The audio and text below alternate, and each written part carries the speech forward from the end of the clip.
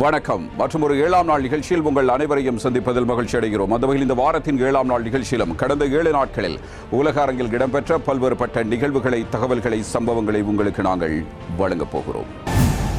பாகிஸ்தானில் விரைவில் பொதுத் தேர்தல் நடைபெற இருக்கிறது. இந்த பொதுத் தேர்தலில் இம்ரான்கான் போட்டியிடுவாரா இல்லையா என்பது தொடர்பில் இதுவரை எந்த உத்தியோகபூர்வ தகவல்களும் வெளியாகவில்லை. காரணம், அவர் இப்போது சிறையில் இருக்கிறார்.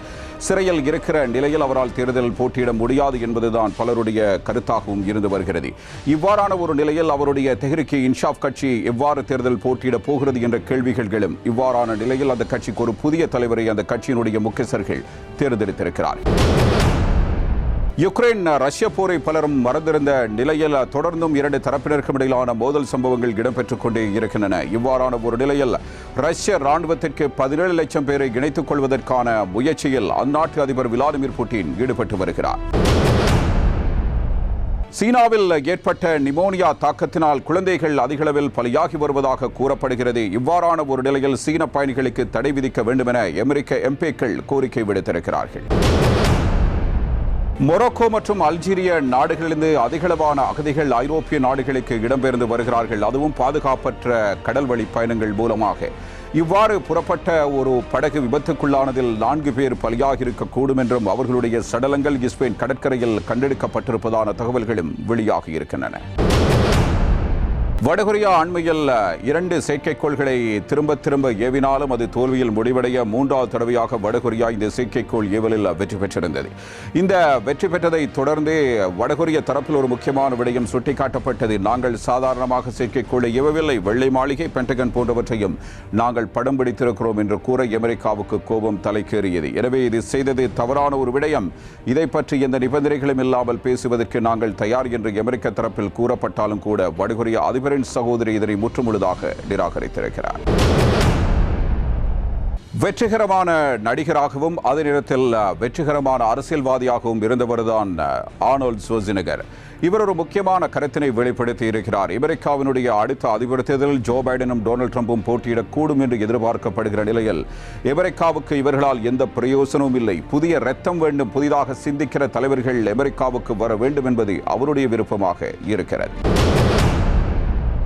அமெரிக்காவில் நவம்பர் மாதத்தில் 4வது வாரத்தில் ஒரு நாள் இருக்கிறது. அது பிளாக் ஃப்ரைடே என்று அழைக்கப்படுகிறது. இந்த நாளில் அதிகளவான இணைய வர்த்தகம் இடம்பெற்று அமெரிக்க மக்களையும் வர்த்தகர்களையும் உற்சாகப்படுத்தி இருக்கிறது.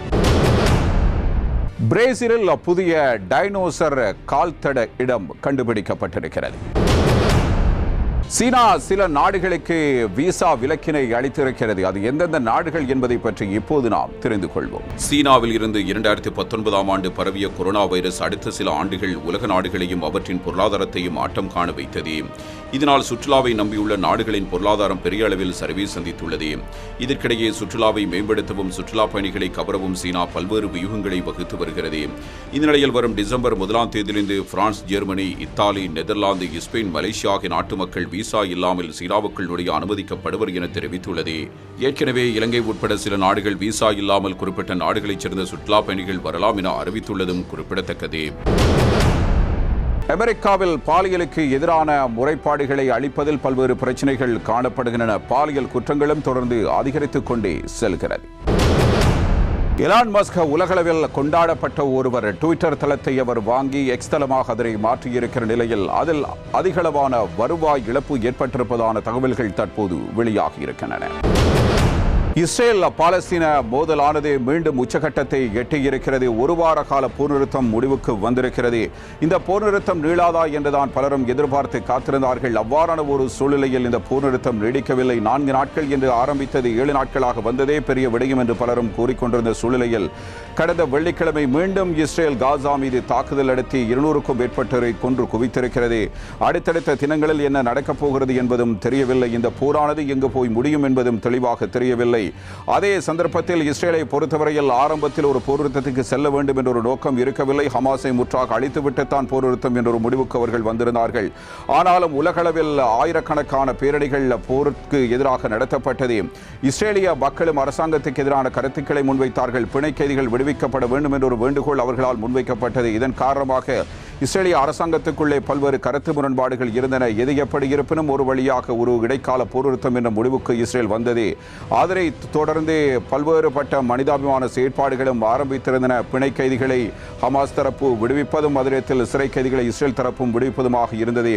இப்படியான நிலையில் இப்போது வெள்ளிக்கிழமை மீண்டும் இஸ்ரேல் ஒரு அதிபயங்கர தாக்குதலை நடத்தி நூற்றுக்கணக்கான மக்களை கொன்று குவித்திருக்கிறது. அதே நேரத்தில் இந்த போருக்கு காரணம் ஹமாஸ் தான் என்று இஸ்ரேல் தரப்பும் கூறுகிறது. ஆந்தனி பிளிங்கனும் கூறுகிறார். அமெரிக்க வெளியுறவு அமைச்சர் ஏன் கூறுகிறார் என்றால், இவர்கள் பிணை கைதிகளாக பிடித்து வைத்திருந்த சில பெண் கைதிகள் விடுவிக்கப்பட வேண்டும் என்ற ஒரு கோரிக்கையை இஸ்ரேல் விடுத்திருந்தது. ஆனாலும் அவர்கள் பெண் கைதிகள், அவர்கள் பெண் ராணுவ வீரர்களை அவர்களை விடுவிக்க முடியாது என்று ஹமாஸ் கூறியதன் காரணமாக மீண்டும் இந்த போர் வெடித்து இப்பொழுது அடுத்த கட்டமாக என்ன நடக்கும் என்ற ஒரு தெரியாத நிலைக்கு தள்ளி இருக்கிறது. எனவே மத்திய கிழக்கில் ஒரு மிக பெரும் போர் பதற்றமாக இது மீண்டும் மாறக்கூடும்.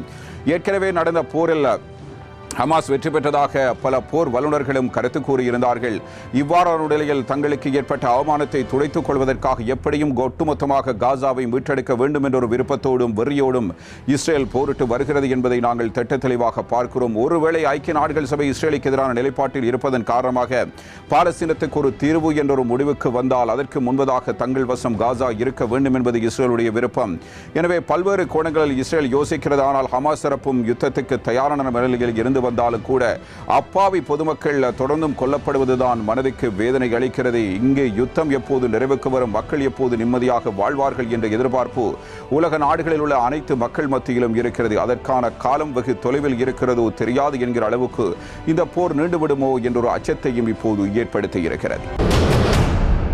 இத்துடன் இந்த வாரத்தின் 7ஆம் நாள் நிகழ்ச்சி நிறைவுக்கு வருகிறது. தயாரிப்பில் உதவிய MSM அஃபானுக்கு நன்றி கூறி இந்த நிகழ்ச்சியிலிருந்து விடைபெற்றுக் கொள்கின்றேன். மீண்டும் அடுத்த வாரம் சந்திப்போம்.